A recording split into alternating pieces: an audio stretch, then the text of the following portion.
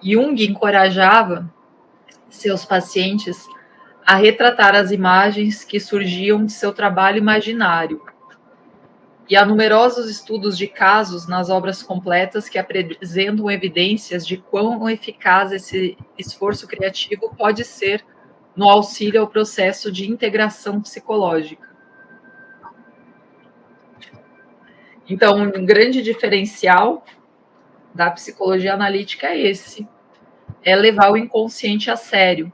É quando o cliente, a pessoa traz uma imagem, traz uma realidade, não é algo como somente isso, é só uma coisa da cabeça da pessoa, assim, é levar a sério para a gente ver no que aquilo vai dar, o que aquilo vai, para onde aquilo vai nos levar. Então, esse é um grande diferencial da psicologia analítica. Algumas vezes, Jung discutia as próprias pinturas sobre o disfarce de exemplos dados por pacientes. Então, talvez para não se expor, né, para se preservar, para não sofrer nenhuma análise, assim, não ser julgado, ele fazia isso. Essa prática de retratar os produtos visuais do inconsciente é encorajada por muitos analistas junguianos, mas também se espalhou por outras psicologias dinâmicas, em particular as que se preocupam com temas transpessoais, fornecendo base para algumas formas de arte-terapia. Os enormes cuidados e detalhamentos com que Jung executou seus retratos no Liber Novus é o testemunho de como lhe foi importante dar forma concreta às imagens que surgiam em suas explorações interiores. Entre elas, as que ele relacionou a símbolos astrológicos. No entanto, estranhamente, o foco de Jung na imagem materializada, explicada em minúcias em várias obras por psicólogos analíticos como o instrumento terapêutico, não foi explorada bastante em termos de sua própria história e importância nas práticas teúrgicas. Então, Jung ele se preservou a própria história e a própria experiência, assim, no sentido de preferiu contar a de pacientes do que expor as próprias. Então, a gente tem lacunas em relação às vivências, que, embora tenha muita coisa publicada, né, tem muita coisa ainda que não foi analisada, tem sempre lacunas em relação a essas práticas hoje. Mas pelo que você mencionou, e eu posso ser, eu confesso, um cara que está aprendendo muito, ele fez isso em vários aspectos, em vários momentos da vida, de esconder o que ele abarcava, o que ele fazia, até por medo de ser considerado esquizofrênico ou louco, ou de ser meio charlatanizado por outros, né? Então, isso parece que é uma sombra dele constante, né? Eu acho que não é sombra, porque ele fez isso de forma bem consciente, assim, ele orquestrou muito bem isso, então foi algo... Sombra é um termo ruim, mas é algo que ele precisava ocultar. Mas daí não é sombra, porque a sombra não é algo que, no fim, a gente não só deseja ocultar, como também a gente não reconhece, né? Não, por isso que eu falei que é algo que ele faz de forma consciente, então... Sim, vamos falar de consciente, sim. Constituição de persona seria esse sentido, assim, de criar uma imagem, mas também ele chutou isso várias vezes, e por questões, às vezes, até do introvertido ter aquele mundo dele, assim, que não precisar se expor por completo, né? Preservar uma parte. Eu explico isso para minha filha, que ela é extrovertida, que ela acha que as pessoas, quando não contam uma parte, não estão sendo verdadeiras com ela. Eu falo, não, a pessoa, ela não tem obrigação de expor todas as partes, ela pode ter umas partes para ela, e ela não está mentindo se ela não contar uma parte.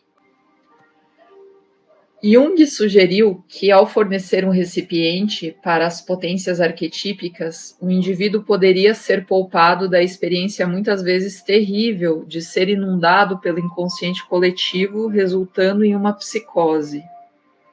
Então, gastar esse inconsciente, assim, para estabelecer essa dialética para não ser tomado, assim, dar voz, nivelar, não criar uma discrepância tão grande como as pessoas fazem hoje em dia, mantém uma persona ali, uma imagem, e no fundo, às vezes, o que elas sentem é até o oposto daquilo que elas estão mostrando para o mundo. Então, essa discrepância tão grande assim entre a persona e a sombra. Embora a gente compreenda a importância da persona para a sociedade, papel social, não vou fazer isso, senão vão me chamar de mística louca, eu não preciso falar sobre tudo o que eu penso, eu não preciso ser um livro de páginas abertas e contar tudo o que eu acredito e expor ao mundo, porque eu posso ser julgada, e em alguns lugares eu posso expor, em outros seria melhor eu não me expor, assim, eu me preservar, e entender isso é importante também, é um processo. Jung sugeriu que ao fornecer um recipiente para as potências arquetípicas, o indivíduo poderia ser poupado da experiência muitas vezes terrível de ser inundado pelo inconsciente coletivo, resultando em uma psicose. Esse tipo de inundação parece ter fustigado Jung durante o período de 1913 e 1917, quando ele estava tendo visões incontroláveis e acreditava que a sua casa estava sendo assombrada por espíritos. Então, assim, qualquer pessoa pode ser suscetível a uma inundação desse inconsciente. Em alguns casos é desejável, faz parte de um processo de integração dessa sombra, e a forma como que se vai conduzir isso que determina tudo, esse manejo, essa reclusão social, essa necessidade de ir e vir, de voltar, né? Esse elo com o mundo também que falam que é bastante importante, o trabalho, um vínculo familiar, alguma coisa que te traga de volta para esse mundo. No caso Jung, ele falou que foi muito importante a questão da família dele, dos filhos, da esposa, embora assim ele não fosse um marido assim, um modelo assim muito, sei lá, conservador até que era, porque para a época era comum o homem ter vida para além da esposa e dos filhos, né? A mulher que não, que era mais confinada, aquilo lá e pronto. Então, ele falou que essa ponte foi importante, algo que te traga de volta, né? Às vezes para umas pessoas é filho, para umas pessoas é casamento, é a pessoa que precisa de mim, é o meu trabalho, é minha relação com tal pessoa. Então tem algo que nos traz de volta. Porque se não tivesse algo, a gente pode ficar lá no mundo dos espíritos aqui, que nem Jung estava sendo assombrado. Então, ao fornecer um recipiente visual para o que entendia como irrupção do reino arquetípico, ele foi capaz de manter uma vida externa razoavelmente estável e preservar sua prática psicoterapêutica. As tradições da teurgia, desde a antiguidade tardia, não forneciam apenas um amplo alimento para a fome de Jung por uma estrutura filosófica na qual pudesse inserir seus insights psicológicos, também forneciam instruções explícitas sobre como evitar a desintegração da personalidade, que pode suceder o confronto com o divino. Então, esse confronto com o divino pode fragmentar, né? Pode colocar ali a pessoa em chamas, e Jung buscou nesses textos da antiguidade tardia recursos que o auxiliassem nesse retorno, né, para não se desintegrar totalmente. Então isso já era estudado desde a antiguidade, isso já era prescrito. Teurgistas neoplatônicos como Jâmblico expuseram com eloquência as razões e os métodos para fornecer veículos simbólicos para os deuses e foram igualmente eloquentes acerca das consequências aterradoras de um mortal que vivencia a posse por uma divindade sem proteção do apropriado símbolo, né?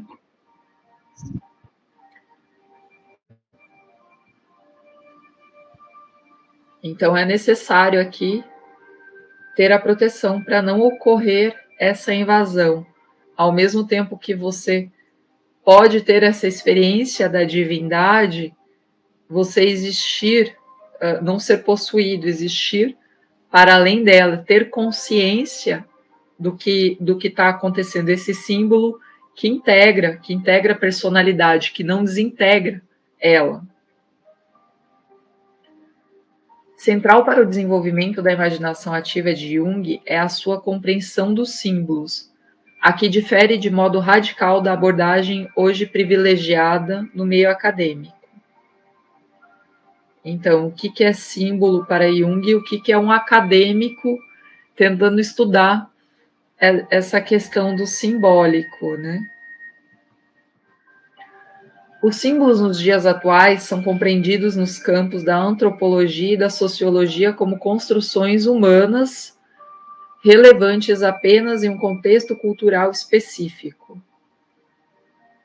Então, não existe nada para além daquilo que a gente construiu e não existe essa é bastante materialista, talvez, essa questão de acreditar que as coisas são construídas e não entender assim esse prévio, né, esse contexto prévio, essa necessidade espiritual da alma, essa coisa que não é dada a ver, assim, porque se tudo é construído, então é só a gente destruir tudo e construir de novo. Mas a gente se desprende muito do simbólico. O simbólico hoje é qualquer coisa, ou não é nada também.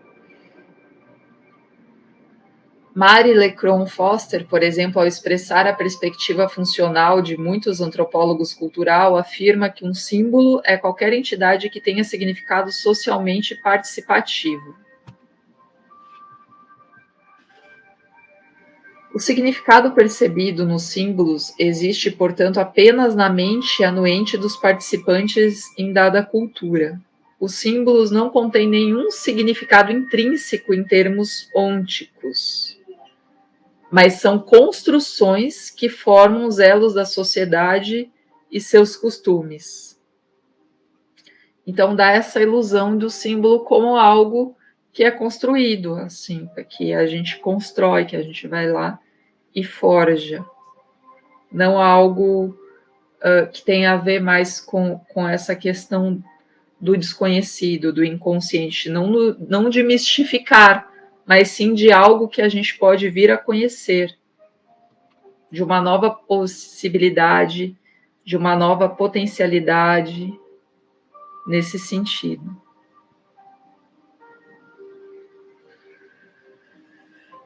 Então, a autoridade de um símbolo em determinada cultura, na visão de Leckrone, é determinada pelo seu potencial de utilização. Isso serve para isso, certo? Como logotipo de uma empresa ou um produto doméstico.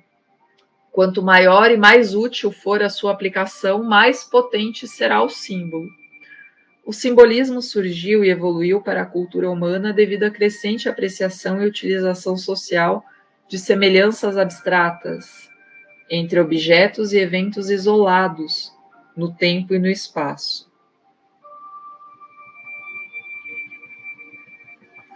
Em contraposição à visão de Jung de que o símbolo emerge das profundezas do self como palavra de poder. Então, ele antecede a forma. É quase uma visão oposta, porque ele é antecessor, ele não é decorrente dessa forma. Então, parece ter vindo de fontes mais antigas essa visão de Jung, bem como de sua própria experiência direta. Lembrando que Jung ele é um empírico, né? Ele vivencia. Apesar de ser intelectual, ele é bastante empírico. O impacto do romantismo alemão nas ideias de Jung sobre o símbolo foi analisado por vários estudos. Autores do século XIX, como Johann Gottfried Herder e Friedrich Wilhelm Joseph von Schelling costumam ser citados como a origem da crença de Jung de que os símbolos e as narrativas míticas que os acompanham exprimem uma realidade ôntica, não importando os seres humanos que articulam os símbolos. E as narrativas míticas que os acompanham exprimem uma realidade ôntica, não importando os seres humanos que articulam. Mas Jung também parece ter, então tem algo intrínseco do símbolo, que tem ao oposto do que como é que é o nome dela? Desculpa. A Lecron, a visão de Lecron era oposta. Mas Jung parece ter se apropriado das teorias neoplatônicas sobre a natureza dos símbolos. Essa visão dos símbolos como expressão visível de uma realidade invisível assenta-se na ideia de simpatia, como se fosse simpatias ou afinidades. Primeiro nome foi dado pelo filósofo estoico platônico Posidônio de Apameia.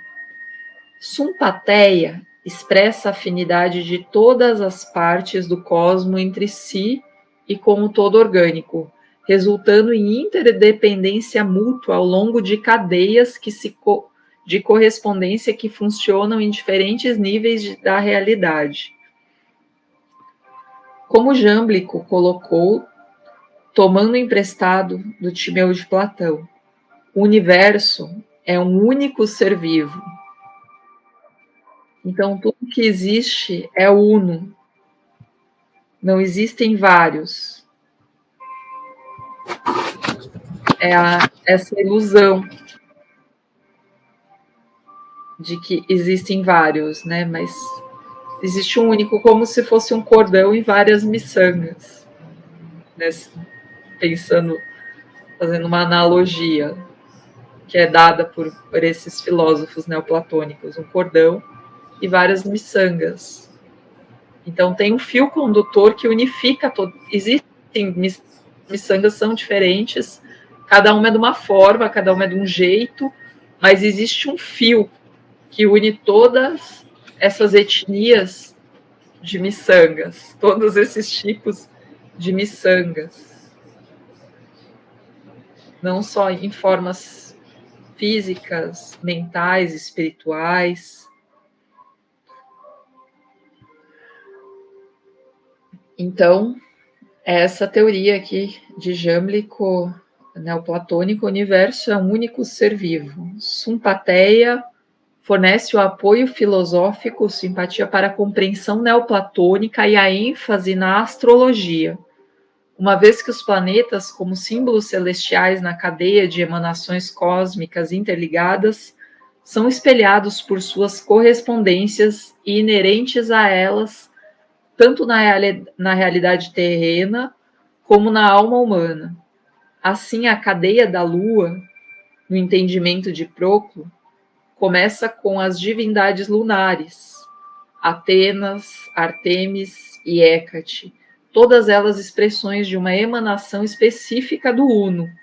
Então é a mesma coisa, são emanações da mesma coisa, mas são faces totalmente distintas. Você pegar Lua e Sol, são faces opostas. Luz e sombra são a mesma coisa, tá? A mesma parte. Não é que o Uno está na luz e não está na sombra, o Uno está nas duas partes. Isso é muito difícil de entender para além da teoria, para a prática, de incorporar, de trazer isso para a matéria. Então, a cadeia continua em descendência pela alma humana, até a lua física nos véus, a prata metálica, a pedra preciosa, conhecida como selenita, o poder vegetativo da natureza, então tudo isso é lua. E o peixe, conhecido como peixe-lua. Embora Ploco não discutisse as várias dimensões do corpo humano nem da psique como pertencentes a essas cadeias, tais associações aparecem em outros momentos da antiguidade, em especial a ideia de melotesia, segundo a qual cada órgão do corpo está associado a determinado planeta ou signo zodiacal. Então, tem-se essa análise da doença como uma questão ali que está relacionada a um desequilíbrio relacionado a tal planeta, a uma expressão ali desse divino, desse símbolo que está se materializando, às vezes em forma de saúde ou de doença, né? A gente percebe melhor quando aparece em forma de doença, né? Que indica que é um sinal, assim, ela é concreta e simbólico, né? A doença, ela tem as duas faces. E nos humores elementares e planetários de Galeno. Então, essa correspondência também do corpo com entidades astrológicas. Esses tipos de cadeias simbólicas específicas abundam em imagens e textos do Liber Novus.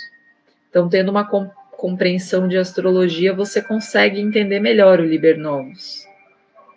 A interligação entre os diferentes níveis e dimensões do cosmo também favoreceu um modo de compreensão do destino astral. A interação de cada parte, a interligação entre os diferentes níveis e dimensões do cosmo também favoreceu um modo de compreensão do destino astral. A interação de cada parte ou causa com cada outra parte resulta na cadeia de causalidade chamada Heimarmene, termo estoico para destino, descrito com eloquência pelo erudito clássico Gilbert Murray, em 1912. Heimarmene, a semelhança impressionante de Zeno, fundador do estoicismo, é como um fio tênue que percorre toda a existência. O mundo, devemos lembrar, era para os estoicos uma coisa viva, como o fio invisível da vida que em hereditariedade passa de geração em geração de espécies vivas e mantém o tipo vivo. Ele funciona causando para sempre, tanto o infinitésimo quanto o infinito. Então é o todo, é o absoluto, é a vida que está naquela pedra, não é a vida no sentido biológico ou científico. Então aqui a vida ela tem outra concepção, outra, não tem essa definição, assim, essa conceituação. As camadas no pensamento estoico não são, as causas no pensamento estoico não são causas no sentido moderno de casualidade instrumental, tipo no qual A faz acontecer o evento B, conduzir a 60 km por hora em uma zona de 40 km por hora causa o flash da câmera de velocidade e o destino inevitável de pagar uma multa pesada. Então não é essa noção de causalidade. Uma causa estoica é um corpo, não um evento. E as causas funcionam umas sobre as outras. Aquilo que é maior, sabe? Aquilo que falar que é um corpo, aquilo que é maior. Existe algo que é maior. O Heimarmene estoico não é uma consequência de eventos que causam outros eventos, mas sim uma interação simultânea e mútua. Então tem algo maior que causa esse evento, que entre os diferentes correspondentes e níveis de realidade. Em outras palavras, uma causa é uma relação dinâmica que gera mais relações dinâmicas. Então, é dialético, não é algo fechado, toma que é teu, é algo do qual você pode se apropriar, se relacionar. mesmo que esteja dado um certo destino. Fulano vai ter pouco tempo de vida. Dentro desse pouco, ele ainda consegue negociar conforme ele vai tendo consciência disso. Jung parece ter utilizado essa antiga ideia quando comparou a natureza do relacionamento humano ao trabalho alquímico. O encontro de duas personalidades é como misturar duas substâncias químicas diferentes. Se houver alguma combinação, aí a gente fala de de afinidade, desculpa, humanidade pode ser uma afinidade, né? Então, se houver alguma combinação, ambas serão transformadas. Significa também o outro estar aberto para uma transformação, porque não é um desejo que eu tenho de transformar alguém, mas isso acontece independente de eu ter ou não esse desejo. Acontece pelo simples contato, pela simples conexão. Sidônio descreveu as almas individuais como peças ou sementes do sopro ardente intelectual do cosmos, semelhantes à alma mundi de Platão. Segundo Posidônio, existem afinidades entre todas as partes dessa divindade material ou matéria divina, e Jung usaria mais tarde o termo psicoide, referindo-se a propósito psíquico ou inconsciente coletivo, como tanto físico quanto psíquico. A alma humana é assim feita das mesmas coisas que a divina, e é por meio dessa substância compartilhada que a teurgia adquire sua eficácia. Não só as almas humanas são pedaços ou fagulhas da alma mundi. Os deuses incorporaram seus sinais ou senhas, suntemata, através da existência. Isso contém a compreensão neoplatônica de um símbolo. Então, há uma necessidade de contato, que é de mão dupla, assim. Então, existem símbolos, assim, que funcionam como portais, mas é necessário ter uma afinidade, ter uma abertura. Jâmblico e Próclo utilizaram os termos sumbum e suntema de forma intercambiável para prescrever os receptáculos ou sinais na realidade material através dos quais os deuses podem ser contatados. O Bolon funciona com base, pensando em teurgia, né, invocados. O Sumbolon funciona com base em afinidades naturais.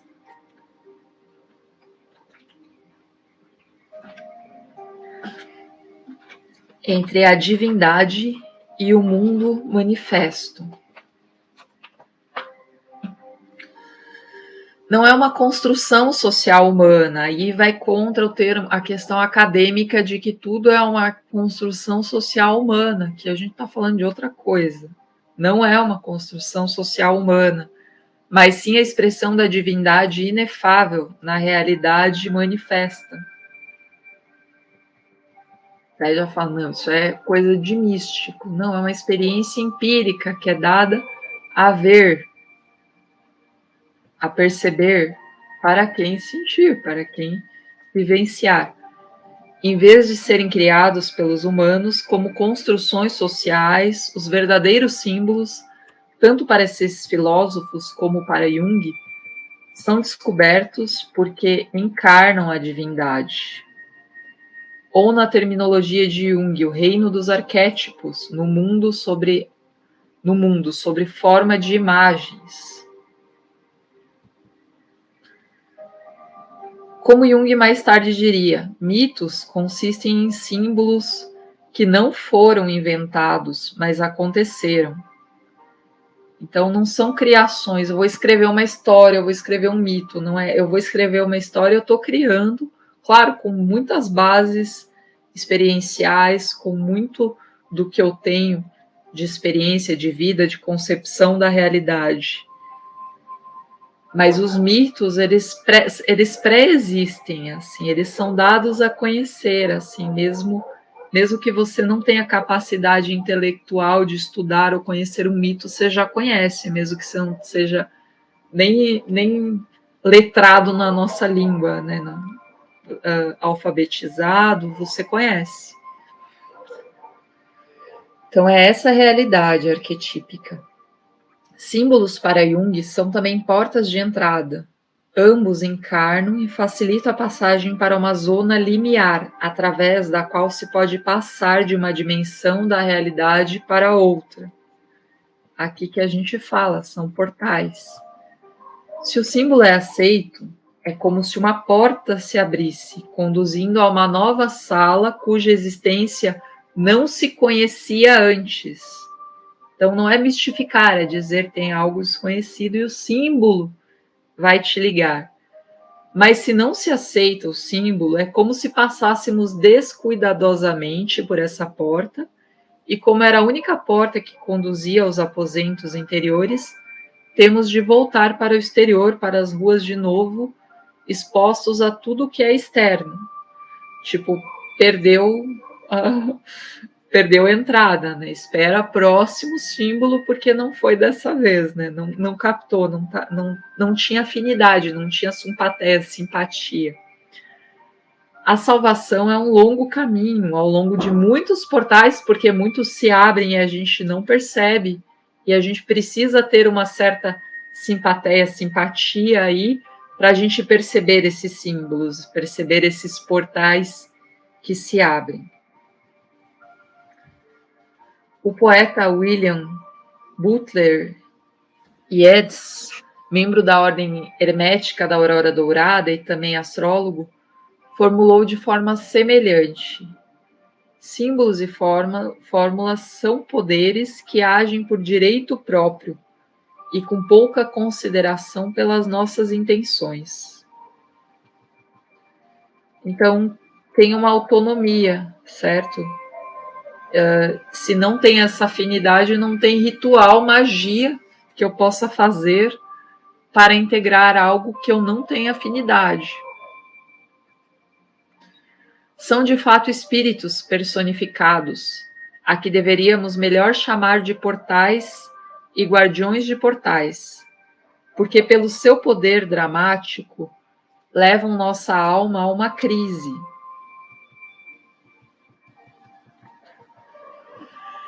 Então, muitas pessoas não entram, né? Não estão preparados para essa crise, assim, porque promove, sim, integrar algo que está ali separado, que está excluído, promove uma descida, né? Um recolhimento para essa externo, né? Um exercício de interiorização, de separação, às vezes um caminho até de eremita, de estar só, de sustentar-se só. A palavra sumbolum, propriamente dita, deriva de sumbailen, que significa unir-se. Então, o símbolo é algo que une. Um símbolo exprime, assim, dois aspectos. Funciona como metade visível de um objeto interno e é uma entidade perceptível que insinua uma entidade imperceptível pré-existente, da qual o símbolo é uma expressão. Então, tem uma imagem e tem algo que ela vai te levar, assim, que ele vai te mostrar, vai ser um caminho. Na antiga prática divinatória grega, o termo symbolum também trazia a noção de reunião, encontro ou chocar-se com algo. Proclo utilizou o termo symbolum para descrever um tipo particular de relação entre um objeto visível, planeta, planta, flor, metal, pedra preciosa, e a realidade invisível. Potências divinas aparecem pela forma oculta, para nós que fomos dotados de forma.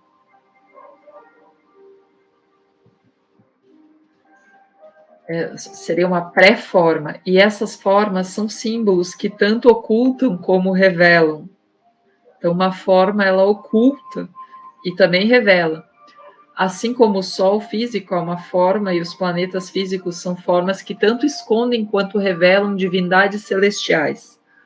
O Sol pode esconder ou revelar Apolo e Hélios, enquanto a Lua esconde e revela Atena, Artemis e Hécate, sabendo que, como divindades, a gente não sustenta a sua totalidade. A totalidade de Apolo nos coloca em chamas.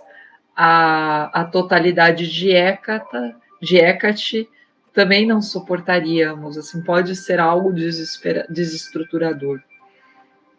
Então a gente vê um símbolo que esconde e revela uma face, porque o todo nós não sustentaríamos a priori. Nas obras completas, Jung ofereceu diversas definições de um símbolo, preferindo em geral um contexto ontológico neutro, mas também se referiu a símbolos como imagens de Deus.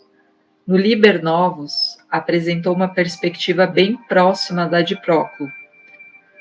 Sol e Lua, isso é, os seus símbolos são deuses.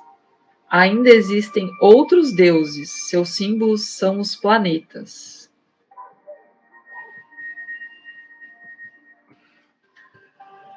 O efeito da recitação de certos tipos de mitos, segundo Próclo, são semelhantes aos do ritual religioso ou mágico. O mito é em si mesmo um símbolo, e cada símbolo encarna uma narrativa mítica. Símbolo e afinidade são noções complementares. O símbolo só é possível onde um laço de afinidade une o invisível e o visível. Aí que eu falo dessa permeabilidade, dessa abertura, dessa simpatia, dessa afinidade. Afinidade entre todas as coisas, o derivado existente no principal, o principal refletido no derivado. Existem mitos que são dirigidos a um estado de alma mais inspirado e unem o mais baixo ao mais alto apenas por analogia, atribuindo o maior valor possível a essa afinidade universal que junta os efeitos às causas que lhes são origem. Para Próclo, o símbolo é tanto a imagem quanto a encarnação do Deus, ou daimon, e tem inerentemente o poder de despertar a ligação entre o humano e o divino. Então, é essa ponte entre o humano e o divino. Para aqueles poucos cujos intelectos foram despertados, eles, os mitos de Platão, revelam simpatia e dão provas, por meio do funcionamento da arte sagrada, teurgia, de que o poder que tem partilha sua natureza com os deuses. Para os deuses, quando eles ouvem tais símbolos, regozijam-se e prestam atenção imediata àqueles que os invocam, porque não é permeável, né? Não é a todo momento. E também revelam seu caráter especial por meio de provas ou sinais, suntemata, porque elas são próprias, apropriadas e mais familiares a eles. De que forma, qual a linguagem que os deuses utilizam?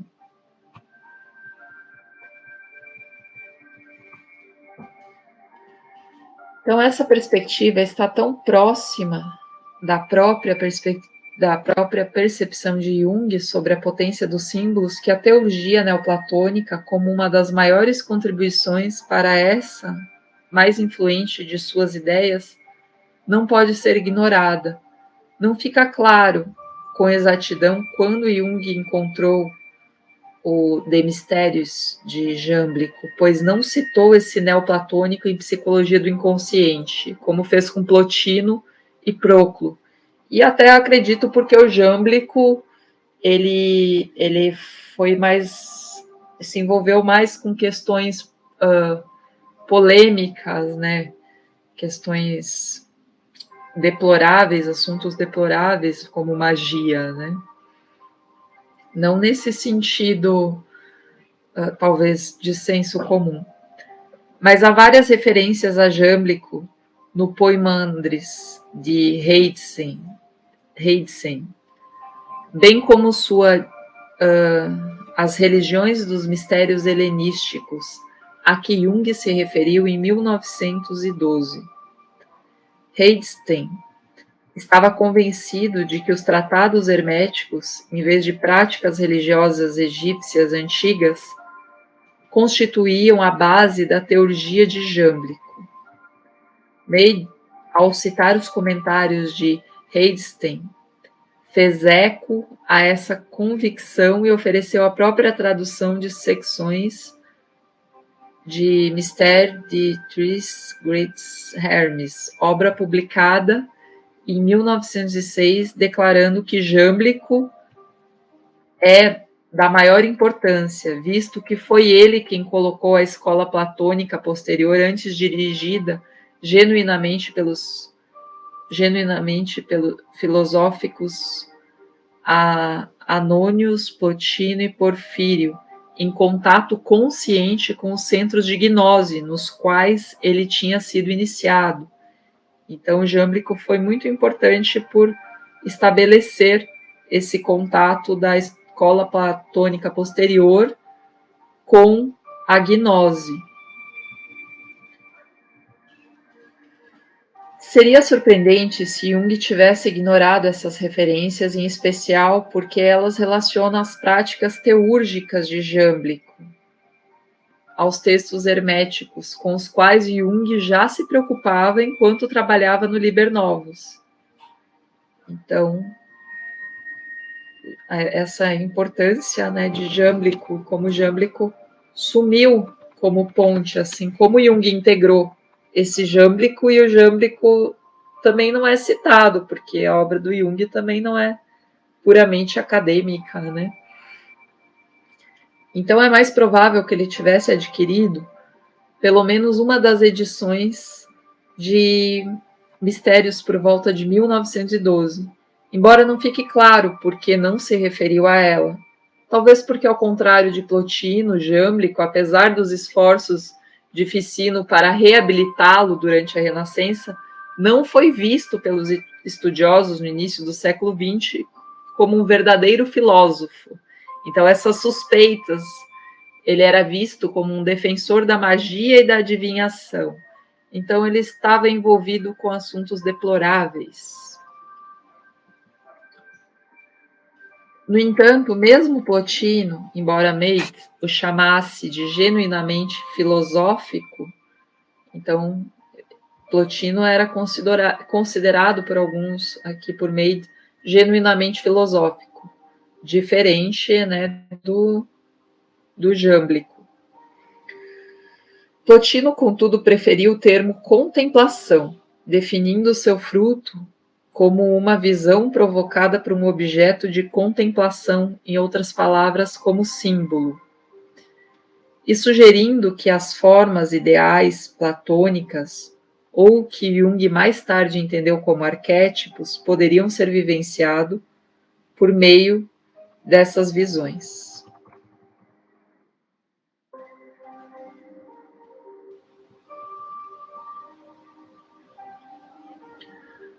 Todas as formas de existência autêntica brotam da visão e são uma visão. Tudo que nasce dessas existências autênticas nas suas visões é um objeto de visão. Tudo que brota da visão existe para produzir a forma ideal, que é um novo objeto de visão, de modo que universalmente, como imagem dos princípios engendradores, todas elas produzem objetos de visão, formas ideais.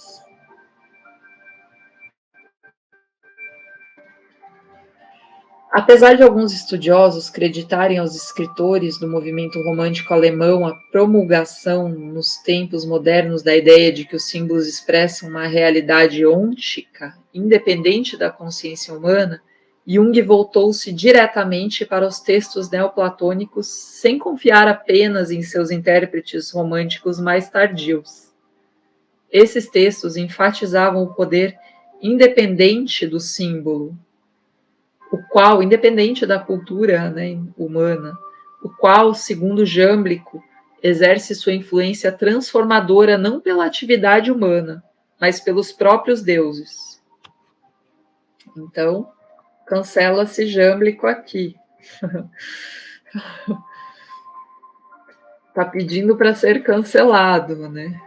A gente estava comentando, né, Ari, essa questão. Poxa, o Jung trabalhou esse aspecto da persona nesse cuidado para não ser cancelado, que Jâmblico ali foi assumindo aspectos que não vão ser bem vistos no meio acadêmico. Porque qual que é o conceito, né? Precisa se definir. Se nem destino aqui tem um conceito definido, né? Então, definir um conceito de Deus aí, qualquer pessoa familiarizada com o conceito posterior de Jung de sincronicidade, o princípio de conexão causal, que de forma misteriosa relaciona eventos exteriores aparentemente não relacionados a eventos psíquicos interiores, reconhecerá nessa ideia os fundamentos da simpatia, rebatizada e despojada de suas conotações abertamente religiosas. Então, pensando nessa interconexão, nessa teia da vida, nisso que nos interconecta, e nos é dado a conhecer aos poucos, através de símbolos e portais que se abrem. Pode falar, Tito. Não, lembra, eu pensei isso também, em sincronicidade, quando eu estava falando dos deuses que se regozijam quando aquelas histórias são contadas, elas são como símbolos, e eles têm e eles dão sinais, né, da presença deles, que eles estão vendo aquilo, né? Cadê? Aqui. Regozijam-se e prestam atenção imediata àqueles que os invocam. Também revelam seu caráter especial por meio de provas no temata, porque elas são próprias, apropriadas, mas familiares a eles. Eu pensei isso daí, em sincronicidade. Essa coisa das histórias que eles são próprias, lembra muito quando a gente está tendo contato com alguma coisa, com um arquétipo, por exemplo, e começa a acontecer. A gente, quando está em situações de crise, né, segundo Jung, é quando nós estamos mais propensos a experimentar situações de sincronicidade, ou percebê-las, né? Então, depende da crise. Depende da crise. Nesse sentido, assim, quando a gente vai se abrindo, né, para essa realidade simbólica, a gente passa a perceber, né?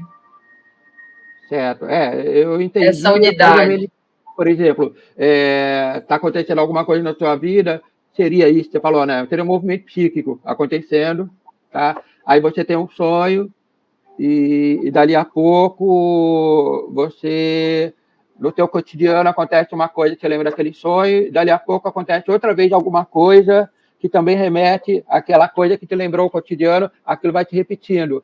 Então, Você não quer ouvir, né? Não, a sincronicidade ela funciona meio assim, né? Essas coincidências. Quando ele comentou isso daqui dos deuses, né, que revelam o seu caráter especial por meio de provas, né, para aqueles que estão os invocando. A gente, quando está passando por esses momentos, nós estamos invocando, né, o arquétipo, nós estamos vivendo um arquétipo, né? Não sei se seria correto dizer assim.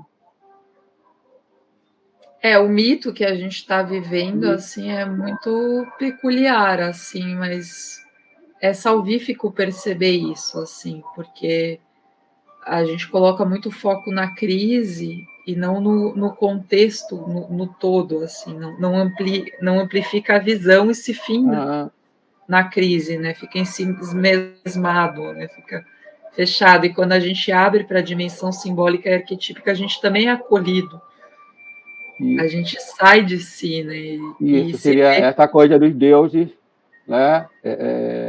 Eles gostam de ver você respondendo ou percebendo. Retomando, né? Retomando o fio da meada, né?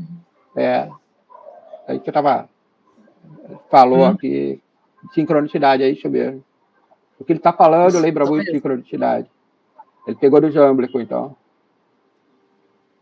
Perfeito. Ok. Em sua carta ao astrólogo francês André Barbault, Jung, em resposta à pergunta de Barbault sobre modus operandi das configurações astrológicas, foi explícito sobre a analogia entre sincronicidade e simpatia. Parece-me que é sobretudo uma questão de paralelismo ou afinidade, que chamo de sincronicidade. A alma mundi foi renomeada como inconsciente coletivo e os deuses tornaram-se arquétipos.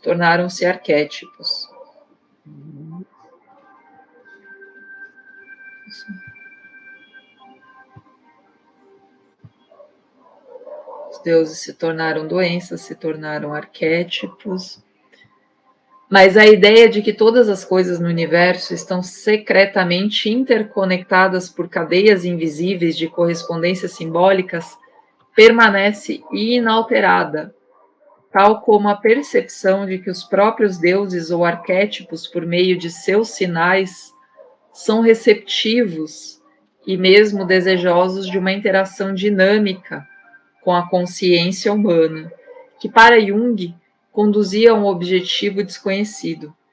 Existem outros processos que carregam dentro de si um significado oculto, processos que não são meros derivados de algo, mas que procuram tornar-se algo e que são, portanto, símbolos. Então, eles trazem também um enorme potencial desse vir a ser, tornar-se algo. Invocando o daimon.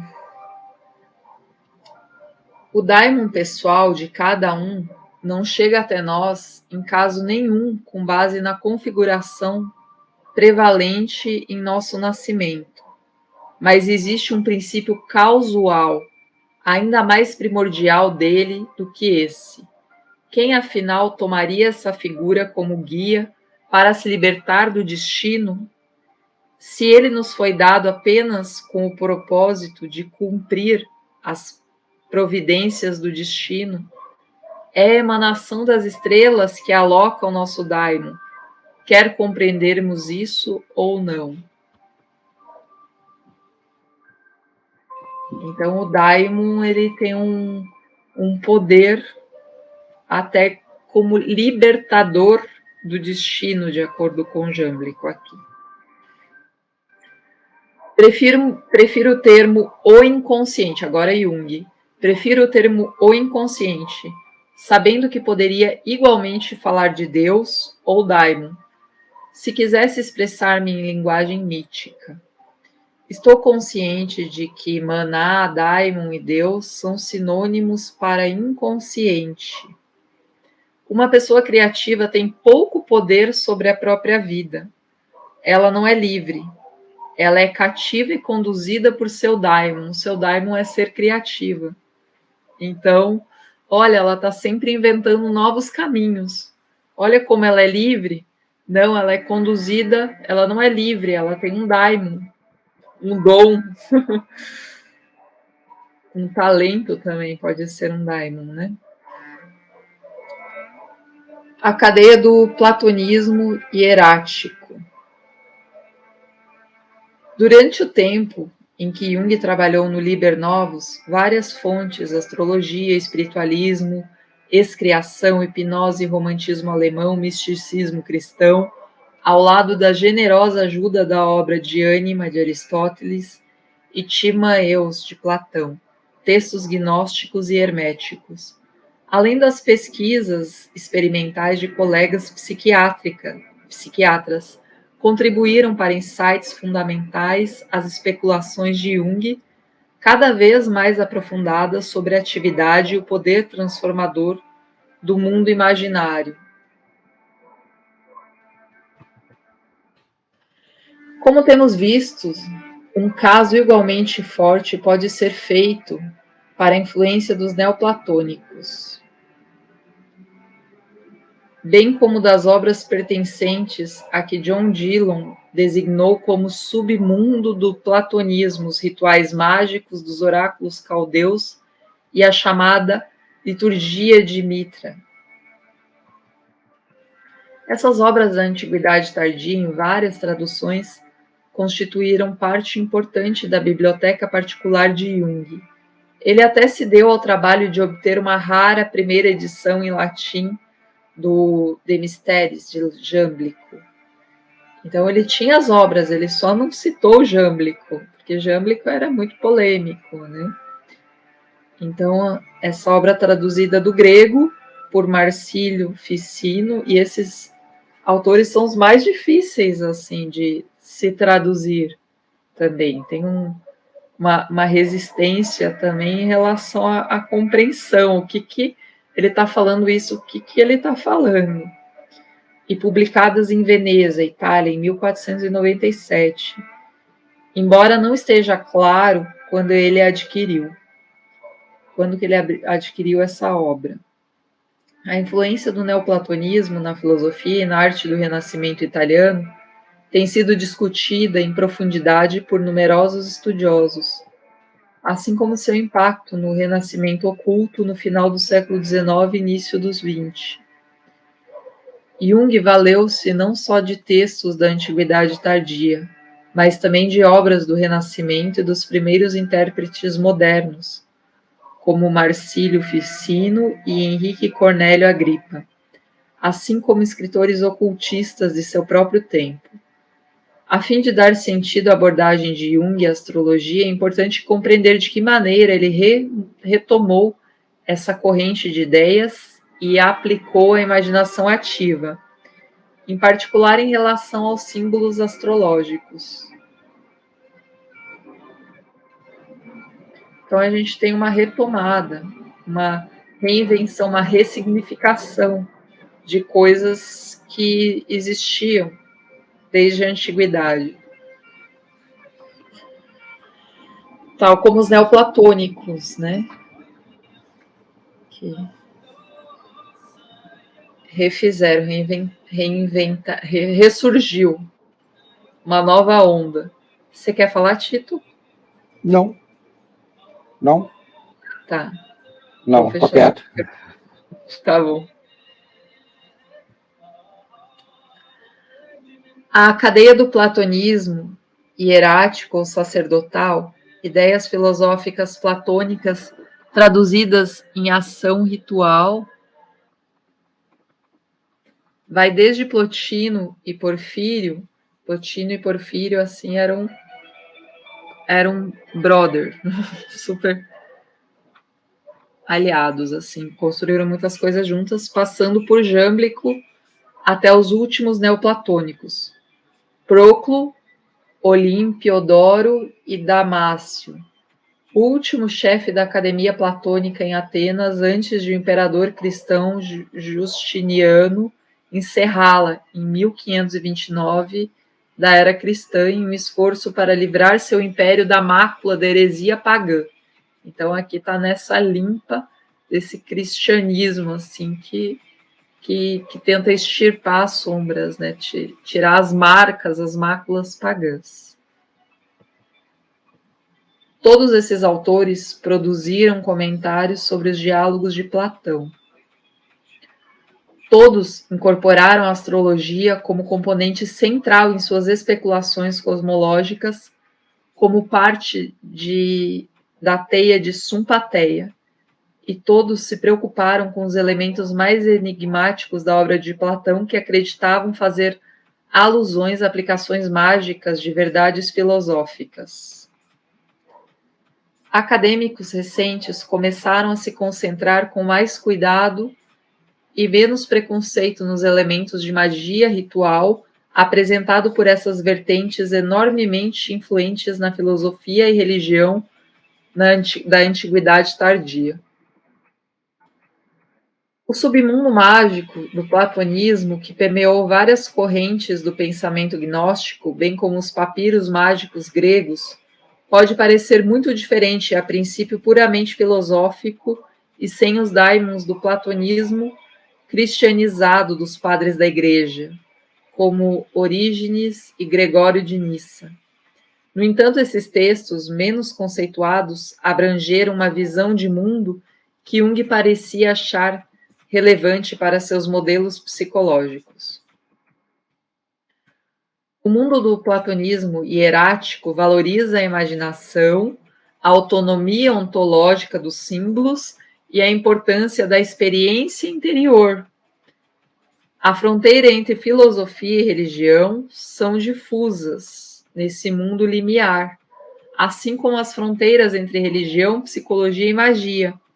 Jung parece ter gostado muito de Plotino, em geral considerado o fundador do neoplatonismo, que, em contraposição aos seus sucessores, tem sido visto pelos estudiosos como um filósofo místico em vez de um teurgista.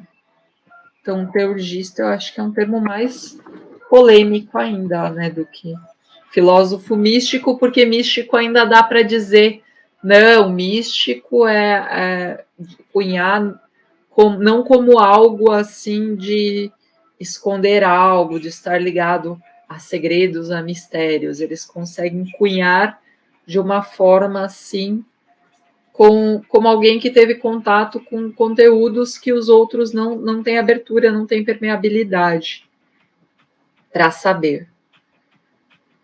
Mas Plotino pode ter sido importante para Jung por outras razões que não o suposto misticismo radical das Eneadas. As Eneadas, essa obra de Plotino.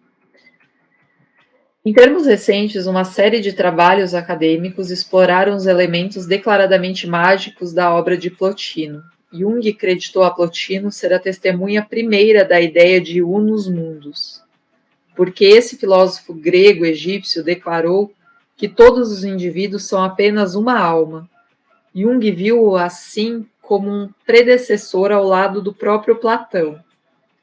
Então, olha, Platão aqui, Plotino aqui, olha, lado a lado, da ideia do inconsciente coletivo. Então, na ideia de inconsciente coletivo, que a gente tem a imagem de um busto com o nariz bem acabado aqui de Plotino, bem simbólico essa questão do nariz ferido, se a gente pensar na biografia, na história de vida de Plotino, no nariz como símbolo também do ego, como estando relacionado à questão do eu, né? Essa expressão do eu. Então, Jung também considerou a descrição de Plotino do movimento natural da alma em torno de algo interior, em torno de um centro, um prenúncio do próprio conceito de self, aquilo que nos une, que une tantas partes fragmentadas individuais. Existe algo, um centro, ao qual a nossa alma orbita, um centro em torno do qual os vários componentes da psique circulam, isso em termos individuais, o self, onde vários componentes, aspectos psíquicos circundam, um centro organizador da psique, do todo, pensando no dentro e no fora também, nesse conceito. Naquilo que é individual, também é coletivo. Em Memórias, Sonhos e Reflexões, Jung enfatizou a importância desse movimento centrífugo no desenvolvimento de sua ideia de individuação, nesse caminhar em direção ao centro, nesse rumo ao centro. Durante aqueles anos, entre 1918 e 1920, comecei a compreender que o objetivo do desenvolvimento psíquico é o self. Não há evolução linear, há apenas uma circunambulação do self. Então, é em círculos em torno do self. O desenvolvimento uniforme existe no máximo apenas no início. Mais tarde, tudo aponta para o centro. Então, dependendo da perspectiva, ele parece ser linear e uniforme. Mas se você olha o todo, você percebe que há esse movimento centrífugo em direção a um centro.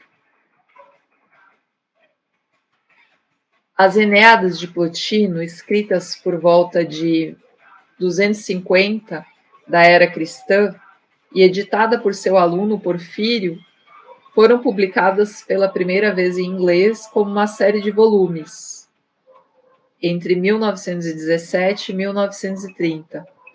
Uma tradução alemã mais antiga, com extenso comentário, apareceu em 1907. Jung parece ter adquirido a edição durante o período em que escreveu Psicologia do Inconsciente e começou a trabalhar no Liber Novus. Mais tarde, ele obteve a tradução inglesa de Stephen McKenna, bem como uma edição crítica moderna do texto grego. Jung citou as Eneadas várias vezes em Psicologia do Inconsciente, dando particular ênfase à descrição de Plotino da alma mundi, a qual, na paráfrase de Jung, é inteiramente energia e um organismo vivo de ideias, um espelho do conceito de Plotino como psíquica.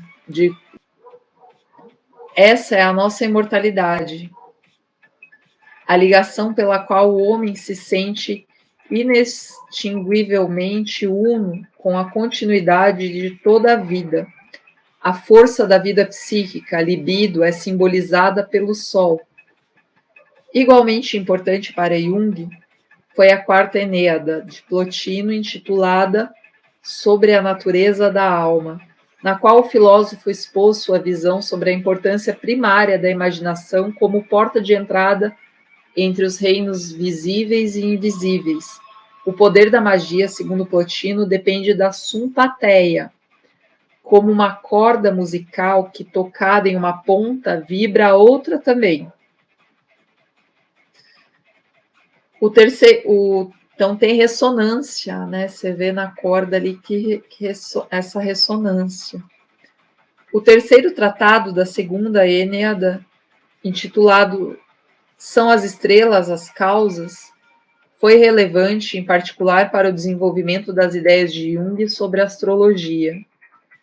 Nesse trabalho, Plotino rejeitou a ideia de que os planetas produzem efeito em forma material. Então, bastante diferente da concepção de alguns astrólogos, né? Eles dão significado a, em vez de causar eventos. São cartas inscritas nos céus de modo perene. São, de fato, sumbola. Tudo está repleto de símbolos, todas as coisas devem ser encadeadas, e a simpatia é a correspondência que se obtém em qualquer organismo intimamente implicado, deve existir primeiro e com mais intensidade no todo.